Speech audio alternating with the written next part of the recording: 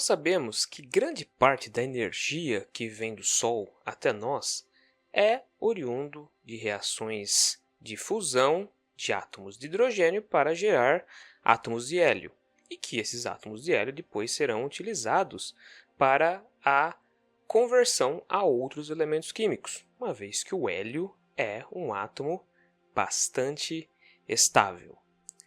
Contudo, o processo de formação dos átomos de hélio não é algo tão trivial quanto parece, uma vez que, quando olhamos para os átomos de hidrogênio, eles possuem um problema, que é a ausência de nêutrons, uma vez que, quando geramos os átomos de hélio no papel, nós temos ali a possibilidade de termos uma estrutura composta por prótons e nêutrons, ou seja, 2 prótons e 2 nêutrons, sendo esses inclusive números mágicos em quantidades iguais, o que garante uma grande estabilidade, no caso do empacotamento do núcleo, para esse elemento químico. Então, o átomo dele é muito estável e bastante difícil de ser removido um próton ou um nêutron lá de dentro, obviamente.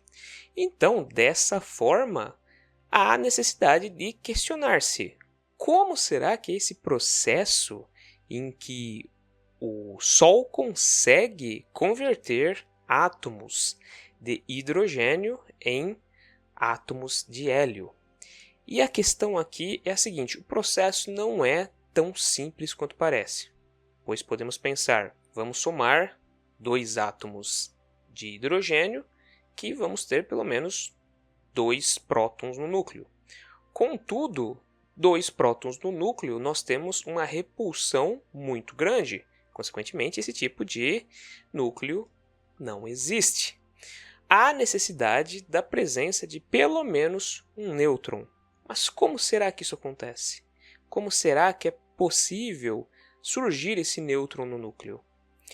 E então temos que entender que o processo de geração do hélio é um processo dividido em fases, especificamente fases do hidrogênio. O processo de formação do hélio é a parte mais simples para pensar, mas existe esse processo onde os átomos de hidrogênio, que possuem somente um próton no núcleo, eles acabam adquirindo um nêutron.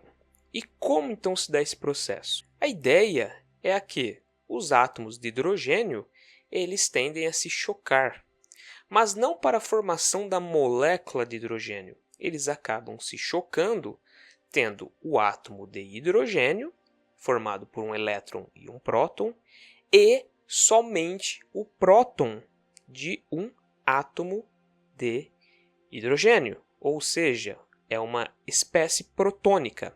E essa espécie protônica ela se choca com o núcleo do átomo de hidrogênio, que a gente chama de prótio, e ali então esse prótio ele vai ficar com um próton a mais? Não, esse próton vai passar por um processo chamado de decaimento beta positivo. E o decaimento beta positivo ele é o processo inverso ao decaimento beta natural. Só relembrando, decaimento beta é quando você tem um nêutron passando um dos quarks, no caso down, que ele possui em seu núcleo, para quark up. E quando ocorre isso aí, então, o nêutron deixa de ser nêutron e passa a ser um próton. Nesse processo de conversão, essa transmutação, há a liberação de um neutrino e também a liberação de um elétron. Consequentemente, há a formação de uma nova partícula. Esse processo ele depende, obviamente, da presença de um bóson específico, que é o bóson W negativo.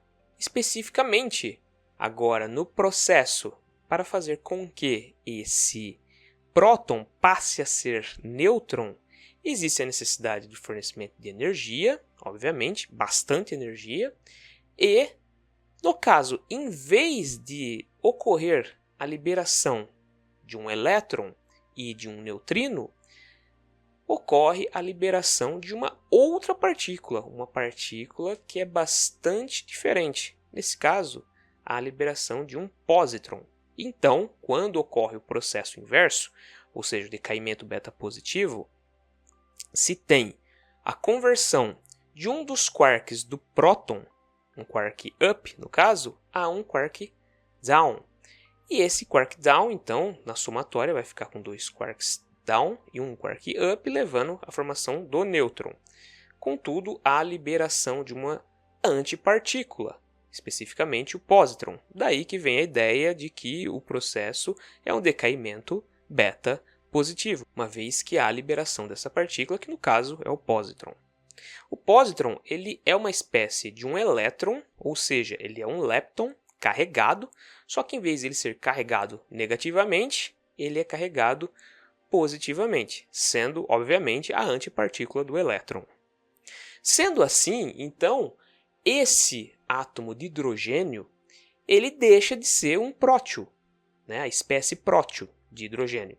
Ela passa a ser a espécie deutério. E o que é o deutério? Deutério é uma espécie de hidrogênio, o qual é composto por um próton no núcleo e mais um nêutron no núcleo. É claro que o núcleo do hidrogênio ele não é tão pequeno, no caso em relação a volume, quanto a de outros elementos químicos. Sendo assim, a presença desse nêutron no núcleo ela não vai fazer tanta diferença. Por quê? Porque o nêutron ele não interage repulsivamente com o próton, então é indiferente a presença dele lá. É lógico que existe uma limitação no núcleo em relação a volume. Então, dessa forma, não há a possibilidade de ir indefinidamente adicionando nêutrons no núcleo do hidrogênio. No máximo, nós chegamos ao trítio, que é formado por um próton e 2 nêutrons. Então, ali nós temos a formação do deutério, que é uma espécie de hidrogênio que possui um próton, um nêutron e um elétron na camada de valência. Nesse processo, nessa formação do deutério, temos aqui uma peça-chave do processo para a formação do hélio. Existe a necessidade do processo passar pela formação do deutério. Por mais que seja extremamente rápida, há essa necessidade. Especificamente, então, agora nós temos a possibilidade de chocar esse núcleo de deutério com um outro próton. Basicamente, seria um próton oriundo também de um hidrogênio, ou seja, da espécie prótio. Quando ocorre, então, o choque do deutério com esse próton, o núcleo vai ficar com 2 prótons e um nêutron. Essa é a espécie chamada de hélio 3. A espécie mais comum de hélio é o hélio 4, que é a que possui 2 prótons e, no caso, 2 nêutrons. Daí que ele vê o nome hélio 4. Mas o hélio 3 é uma espécie rara de hélio, muito comum no Sol e também na Lua, mas não é tão comum aqui na Terra. Contudo, essa espécie de hélio é muito importante para a geração de energia no Sol. Então, observem o processo em fases. No caso, temos a geração de um deutério oriundo da reação do prótio com um próton oriundo de outro átomo de hidrogênio. Forma-se então o deutério, e esse deutério reage novamente com um próton oriundo de um prótio e ocorre a formação do hélio 3. Contudo, não para aqui. Por quê? Porque o hélio 3 ele tende a ser relativamente reativo e necessita de ir para o ground state energy dele. Por quê? Porque ele tem espaço ali para a adição de mais um nêutron. E ocorrendo a adição desse nêutron, chegamos ao hélio 4. E o hélio 4 possui 2 prótons, 2 nêutrons. Ou seja, números iguais de prótons e nêutrons já garante uma estabilidade bastante grande ao elemento químico. Contudo, se for ainda, no caso, números mágicos, ou seja, do empacotamento nuclear bastante compacto, ali ocorre então a formação de um elemento muito estável, com um átomo bastante estável. E como a natureza não gasta energia à toa, ela tende a fazer mais um choque. No caso, novamente, vai ser um próton oriundo de um átomo de hidrogênio, a espécie prótio, com o hélio, agora o hélio 3. O que vai acontecer ali dentro? Antes de ocorrer esse processo, né, que vai ser adicionado esse próton ali no núcleo dessa espécie, ocorre o processo de decaimento de um dos prótons, agora da espécie hélio 3. E então, conforme o próton, oriundo do prótio, se aproxima do núcleo, já ocorre o processo de decaimento através da força fraca nuclear. No caso, agora, um processo que é o decaimento beta normal, ou seja, a liberação de um elétron e um neutrino. No caso, esse elemento, que era o hélio 3, ele passa a ser agora a espécie trítio de hidrogênio. Então, no caso, vai ter um próton e 2 nêutrons. E, adentrando esse próton oriundo do prótio no núcleo, ocorre a formação do hélio 4. Então, o processo ele é bastante complexo se pararmos para pensar, né? Porque você tem que sair lá do hidrogênio sem nenhum nêutron, passando para deutério. Esse deutério vai reagir com outro próton, fazendo com que ocorra a formação do hélio 3. Depois, o hélio 3, em um instante muito curto, vai produzir trítio. E esse trítio já vai ser reagido com mais um próton, oriundo do prótio, e ali então ocorre a formação do hélio 4. Em outras palavras, um processo muito mais complexo do que simplesmente fundir os átomos de hidrogênio. Por isso que é muito complicado conseguir fazer esse processo aqui na Terra. É muito difícil conseguir gerar essa energia limpa através da fusão nuclear. Atualmente, estamos conseguindo produzir alguns volts de energia com o processo de fusão rápida, que foi desenvolvido há pouco tempo, questão de 2 anos atrás, no ano de 2022, ocorreu o processo da fusão nuclear rápida, liberando mais energia do que a quantidade de energia consumida. É óbvio que, para chegar nessa reação, há o consumo de energia alta, porque os lasers utilizados são muito potentes.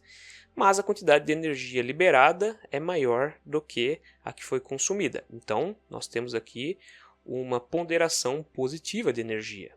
Logo, há a possibilidade de se consumir bastante energia para se ter muito mais energia. Então, é um balanço positivo. Mas, nesse caso, é muito difícil ainda conseguirmos replicar a natureza. É muito complicado. Então, somente esses corpos celestes que possuem uma massa muito grande conseguem fazer de forma, vamos colocar entre aspas, tão fácil a produção de energia nuclear somente com a fusão dos elementos químicos mais simples de todo o universo. Pessoal, muito obrigado por vocês terem assistido esse vídeo. Peço, se for possível, que vocês curtam o vídeo, se inscrevam no canal e cliquem lá no sininho para vocês sempre receberem novas notificações de vídeos científicos como esse. Também, se for possível, compartilhe o vídeo para disseminar ciência. E uma forma de conseguir disseminar a ciência da melhor maneira possível é com a leitura de livros. Então vou deixar aqui embaixo uma lista de livros bastante interessante que você pode procurar na biblioteca próxima da sua casa, ou se você quiser adquiri-los, também tem os links aqui. Muito obrigado pela sua companhia e até o próximo vídeo.